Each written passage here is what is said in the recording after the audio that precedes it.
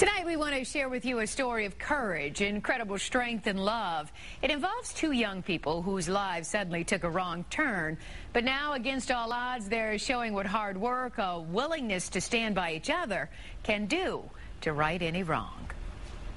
When Jen Darman enters a room, you see a young, beautiful girl with a radiant smile and gorgeous blonde hair. More heartfelt and lasting, though, is her gutsy, never-say-never attitude.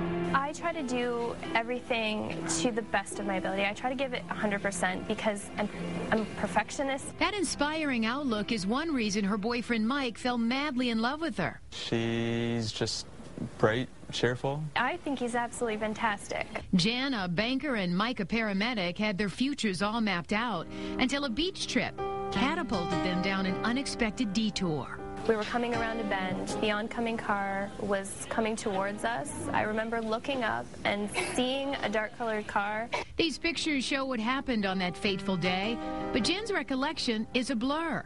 There were 7 people in that van, including Mike. I just remember looking to one side, seeing all the windows smash out, looking to the other side, seeing all the other windows smashed out, so I figured we must be rolling. Everyone crawled out of that van, except Jen.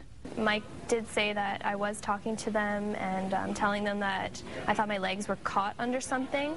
Mike had faced horrific accident scenes like this before and knew he needed to keep Jen calm. I kind of palpated down her spine, noticed a big lump, knew what had happened, especially since she could not feel her legs. Months went by with Jen in the hospital, and Mike never left her side. Jen began grueling rehab.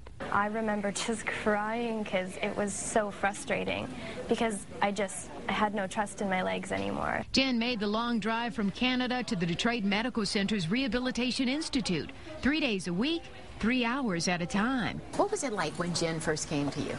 Jen was very timid, and it took a while to convince her to reach down for something. Rehab was difficult enough, but a day came when her doctor looked her in her eye and told her what no one ever wants to hear. There wasn't going to be much of a chance, if any, that I was going to walk ever again.